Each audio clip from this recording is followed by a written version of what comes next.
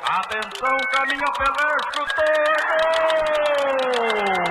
Gol de Pelé! 3, 2, 1, go! E aí, bem-vindo ao TI com Bolas, o único canal onde você aprende a proteger seus dados e ainda torce para o seu time não ser rebaixado. Hoje iremos falar que na TI o Windows Defender, aquele antivírus que vem de graça em todo computador Windows do planeta, virou alvo de 3 zero days ao mesmo tempo. 3. O sistema que deveria te proteger virou a própria brecha.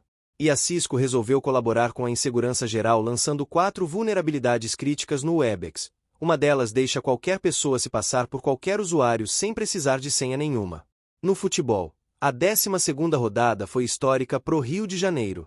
Botafogo, Flamengo, Fluminense e Vasco venceram todos no mesmo fim de semana pela primeira vez em mais de 1 ano e 4 meses. O Rio inteiro foi ao mesmo tempo ao ar. Igual a esse episódio.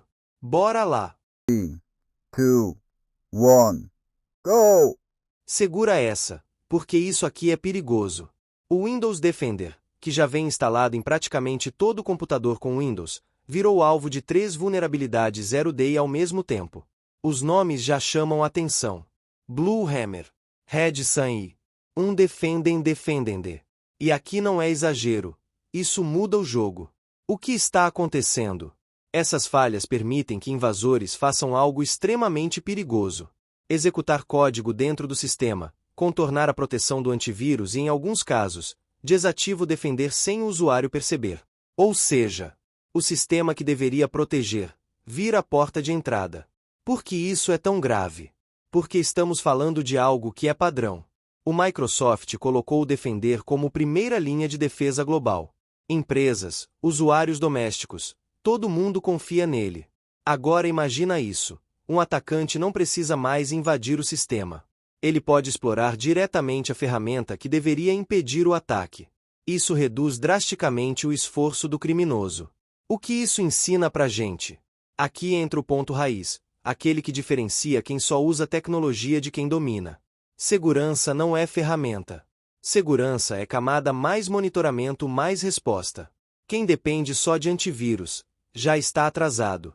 No cenário atual, esses ataques estão sendo usados principalmente para escalar privilégios dentro da máquina, também se movimentar lateralmente na rede. Assim ele preparar terreno para ransomware ou roubo de dados.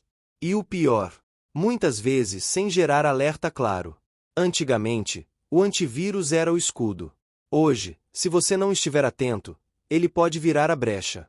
É um zagueiro que se acha que é atacante. Não faz gol e ainda deixa passar o adversário sem fazer falta. 3, 2, 1, go! Se a semana do Windows Defender já estava ruim, a Cisco resolveu colaborar com o caos geral. Em 15 de abril, a Cisco divulgou 4 vulnerabilidades críticas, e uma delas é o tipo de coisa que faz qualquer CISO largar o café e correr pro terminal. A CVE 202620184, com score de 9.8 em 10, afeta o Cisco Webex, aquela plataforma de reuniões corporativas usada por milhões de empresas no mundo. O problema está no sistema de autenticação SSO, o Single Sign-On, aquele login único que dá acesso a tudo de uma vez. Por uma falha na validação de certificado, um atacante completamente sem autenticação consegue enviar um token manipulado e se passar por qualquer usuário da plataforma. Traduzindo para o futebol, é como se alguém chegasse no estádio com um crachá falso mal feito, e a catraca deixasse entrar porque o funcionário da segurança não checou direito. O invasor entra como dono da casa, acessa reuniões, arquivos, canais privados. Tudo! A Cisco já corrigiu o lado dela na nuvem. Mas tem um detalhe importantíssimo. Se a sua empresa usa integração SSO, você precisa atualizar manualmente o certificado no Cisco Control Hub. A correção não acontece sozinha. Se ninguém da sua TI fizer isso, vocês continuam vulneráveis mesmo depois do patch da Cisco.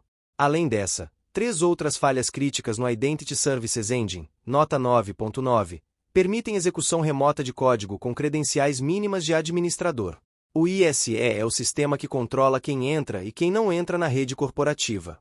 Uma exploração bem-sucedida é lateral movement liberado, escalada de privilégio garantida. Resumindo, a Cisco liberou a planta do estádio, a chave de todos os vestiários e o acesso à sala de controle do VAR ao mesmo tempo. Se você administra ambiente Cisco, esse é o episódio mais importante da semana para você. 3, 2, 1, go! Chega de zero day. Bora falar dos 4 cariocas, que viveram o fim de semana mais improvável da temporada. Pode anotar na história. Na 12ª rodada do Brasileirão 2026, Botafogo, Flamengo, Fluminense e Vasco venceram todos no mesmo fim de semana. Isso não acontecia há mais de 1 ano e 4 meses. O Rio inteiro foi ao ar junto, e em TI, a gente chama isso de uptime de 100% numa janela crítica. Vamos por partes, com a nossa linguagem favorita. Botafogo 4-1 Chapecoense. O sistema novo deu boot com autoridade. Fora de casa, na Arena Condá, em Chapecó, o Glorioso aplicou uma goleada com destaque para Edenilson e Matheus Martins, 2 gols cada. O técnico Franklin Carvalho, lembra que falamos dele na semana passada? Está fazendo o que todo engenheiro sonha: trocar o técnico de manutenção, instalar um framework novo, e o sistema começa a performar. A defesa ainda é o ponto fraco, mais gols sofridos do que o aceitável, mas o ataque está em modo de autoprocessamento. Em TI, o servidor novo está rodando bem, mas o firewall ainda precisa de ajuste fino. Vasco 2-1 São Paulo. Renato Gaúcho mantém o invicto. Em São Januário, o Cruz Maltino venceu o São Paulo e manteve Renato Gaúcho sem derrota desde que chegou. O técnico gaúcho é o que em TI a gente chamaria de um profissional de disaster recovery experiente. Chegou num sistema em colapso, estabilizou, fez as correções certas e agora está em modo de melhoria contínua. O Vasco saiu de uma zona de risco para disputar o meio da tabela em poucas rodadas. Fluminense 3-2 Santos. Virada na Vila Belmiro. O Flu foi até a Vila Belmiro, levou 2 gols do Santos, inclusive de Neymar, que desperdiçou uma chance clara de ampliar logo depois, e virou o jogo para ganhar de 3-2 com gol de John Kennedy. Guga, lateral do Flu, deu 2 assistências e foi o cara da partida. Em TI, isso é o que chamamos de resiliência operacional. O sistema levou 2 incidentes simultâneos, mas manteve a capacidade de resposta e entregou o resultado. E aquele sistema legado chamado Neymar ainda está nos testes. Jogou, participou, perdeu uma chance importante. Confirmação de que Legacy System precisa de mais tempo antes de ir para a produção real. Flamengo 2-0 Bahia. Jogo da tarde do último domingo. O Flamengo contra o Bahia foi aquele típico cenário de ambiente sob pressão. 2 times com a mesma pontuação, acesso crítico em jogo. O Flamengo entrou como um sistema já em produção estável, sequência de vitórias, processos funcionando, mas o Bahia veio como ataque bem estruturado, testando cada brecha. No primeiro momento, o jogo foi de reconhecimento, tipo varredura de vulnerabilidade, estudo de espaço, análise de comportamento. Quando o Flamengo conseguiu impor ritmo, foi como ativar um bom sistema de detecção e resposta, EDR pressão alta, recuperação rápida e controle das ações. Já o Bahia explorou bem os contra-ataques, clássico movimento lateral, não quebra a defesa direto, mas encontra caminhos alternativos. No fim, o que decidiu foi maturidade operacional. Quem erra menos em ambiente crítico, leva o resultado.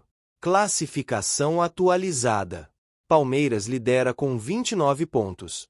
Flamengo e Fluminense com cerca de 23 pontos cada brigam pelo segundo lugar. Botafogo e Vasco, agora com 16 pontos, estão no meio da tabela. O patch da virada de chave está funcionando para ambos. O Rio de Janeiro 2026 está em modo de cluster de alta disponibilidade. Todos os nós ativos, todos processando, todos entregando resultado. Que continue assim. Isso foi TI com bolas. Até a próxima. E lembra-se, patch atualizado e seu time escalado sem bugs. Abraço. Atenção, caminha Pelé, chutou! Gol de Pelé! 3, 2, 1, go!